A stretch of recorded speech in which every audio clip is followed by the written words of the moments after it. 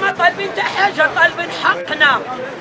وهذا الامر تنوجهه لسيدنا والامير مولاي الحسن والاسره العلويه.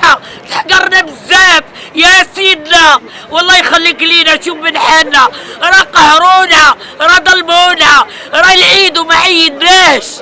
هاد الناس راه قهرونا بزاف. السلام عليكم. تنشكروا القنوات اللي جات تغطي لنا هذه الوقفه الاحتجاجيه ملاكي اراضي حسين، اللي هو جات ضرائب على الاراضي الغير المبنيه، علما انها اراضي فلاحيه محضه. كيف يعقل ان 2009 2010 جاء عندنا الاعفاء من الضريبه ومارسونا حتى 2019؟ علاش ما رسلتوش ب 2011 و2012 و2013 و2017 و2018؟ علاش ما رسلوناش حتى 2019 2020 2021؟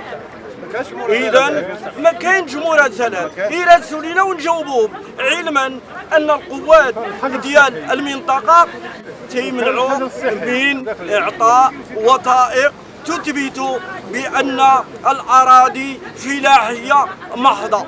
وإحنا قبيلة أو ملاك قبيلة حسين نحتج على هذه الوضعية المزرية التي يعيشونها في منطقة حسين. اللهم إن هذا لمنكر. شنو المطالب ديالكم؟ المطالب ديالنا هو الإعفاء من الضرائب ديال 3 سنوات 2019 2020 2021. نطالب بالإعفاء الكلي. انتم شحال العدد ديالكم؟ شحال العدد ديالكم؟ العدد ديال من؟ ديال السكينة. ديال السكينة ما يفوق 80 أو 90 بالله. زيادة عننا وأكثر، زيادة عننا. كل ملاك عنده 4 أو 5 ديال الأولاد هما فلاحين، إذا ما يفوت 200. والوضعية مزرية، الناس ضعفاء ما عندهمش باش غاديين يخلصوا. إذا خاصهم يعطونا حل. طرقنا جميع الأبواب. اليوم نطالب السيد العامل التدخل من أجل إرضاء هذه السكينة. وشكرا. الجد وجدودنا خلاوها لينا، وحنا معيشين ولادنا، معيشين ولادنا اليتامى، ومعيشين والدينا تعوقوا لينا، وتنخدموا في الميناج وخوتنا فلاحة. راه مستحيل واش نخلصوا الضريبة. على شنو المشكل اللي عندكم؟ وكل خطرة تيصدمونا، خطرة تيجيو يقولوا لك تحولوا.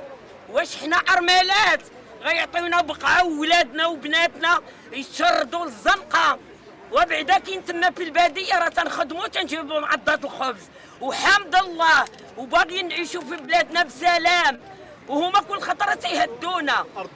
الأرض ديالنا من جد لجد، دوار حسين رياح سيدي حميدة محفظين عندنا كل شيء لورا. شنو المطلب ديالكم؟ شنو المطلب؟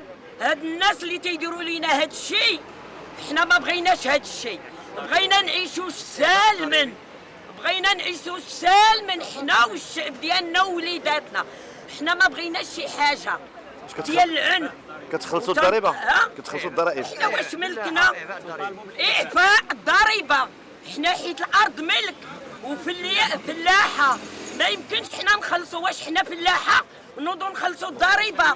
واش انا شاريه برطمه باش غنخلص عليها الضريبه؟ هذيك راه ارض جدودي من جد لجد. وعاش الملك وعاش مولاي الحسن وعاش الاسره العلويه.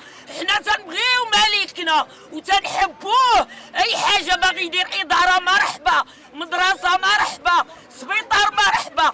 وباش هما غينوضوا يسليو الملفات ويصيفطوهم بدون قانون ولعبوا علينا. وحنا ارمالات عندنا حصيل القارين، عندنا اللي خدامين في اي بلاصه. ما نقولوش كل شيء امي، ويني هاد الشيء اللي داروا لينا راه ما يتعاودش في الكتب. حقرونا، ما بقيناش نخدموا على ولادهم. ولادنا نجيبوا لهم عضات الخبز، ولينا مقابلين العفو، مقابلين على المشاكل. قهرونا هاد الناس. بسم الله الرحمن الرحيم. باسمي وباسم ملاك الفلاحين الأراضي التابعة مقاطعه حصين سنه جديده. كنا كتعرفوا انهم داروا واحد الوقفه احتجاجيه كنطالبوا من خلالها كنطالبوا السيد العام الممثل جلاله الملك نصر الله انه يرفعوا عنا هذه رسوم الجبال اللي تفرض على الفلاحين قسرا، وكذلك مدنا بشواهد اداريه. كيف ما كتعرفوا حنا اصلا الفلاحه ابا عن جهل منذ زمن قديم ولا زلنا الى يومنا هذا دون انقطاع، كما اننا نتوفر على الماء ولا على الصرف الصحي مما جعلوها عند قوه القانون انها فلاحيه. كذلك انهم يطالبون تفاجئنا مؤخرا ان جات لجنه مختلطه المتكونه في شخص الجماعه المحليه وكذلك وزاره الفلاحه وعون السلطه جاءوا واقروا واثبتوا على انها ارض فلاحيه، مما وعطاونا واحد الرساله اللي من خلالها اجل اقصى 30 يوم خاصنا نثبت ما يفيد على ان هذه الارض كانت فلاحيه. وكنتفاجئ مؤخرا بعض الاخوان معنا اللي تم اقتطاع من اللي حاط شي حاجه ديال الحساب البنكي، الحساب البنكي اللي حاطه في البنك باش من اجل العلاج وما الى غير ذلك، فسحبوا لي وبدا في حجه الارض. اذا هذه الارض بمبالغ خياليه اللي خرجت تقريبا 10 مليون الهكتار في السنه، هما كيطالبونا بواحد المبلغ اللي هو خيالي. حنا ما كندخلوش اصلا، حنا خرجنا من ازمه كورونا ولو حنا ما كندخلوش، هما عارفين وهذه الارض كتنتج لكم؟ الارض على قد الحال، لا على قد الحال، ولكن الارض اللي فيها شحال من اسره عايشه فيها. انت قادر تخلص 10 المليون؟ ما قادرش بطبيعه الحال، ما قادرش نخلص هاد 10 بزاف عليا وتجمعت عليا. فاذا به كيطالبونا 10 مليون هكتار، الهكتار كيطالبونا بها، الهكتار 10 مليون في العام، وكيطالبونا بالسنوات الماضيه. وحنا كما كتعرفوا خرجنا من الكورونا، كيقول لك اودي حنا جينا عند السيد الملك امينا من الله تعالى والسيد العام الممثل جلاله الملك نصر الله انه شوفوا من حالات الفلاحه وعفونا من الرسوم الجبليه وكذلك منحنا الشواهد الاداريه، وبغينا الجماعه المحليه الله يهديها الناس يجونا فاس، يجونا من الباب. شنو بقاو؟ شنو الغرض وما الغايه من فرض الرسوم الجبليه؟ اذا كان شي حاجه يجونا مباشره. راه عيب وحرام، واش حنا ماشي مواطنين؟ واش حنا ما مصوبش لك ارض؟ راه حشومه، وهادشي اللي تيديروا لينا ما عمرناش لنا شي دوله دارت الدوله ديالها، وكل ساعه تيجيو ينغزونا. غتحولوا غتخلصوا ضريبه، واش انا ارض مخلينها لي جد جد جد جد جد ونوض انا نخلص ضريبه؟ علاش؟ حنا راه ارملات ما عندنا منين نخلصوا، راه خدامين عام بالجفاف باش نقريو الولاد.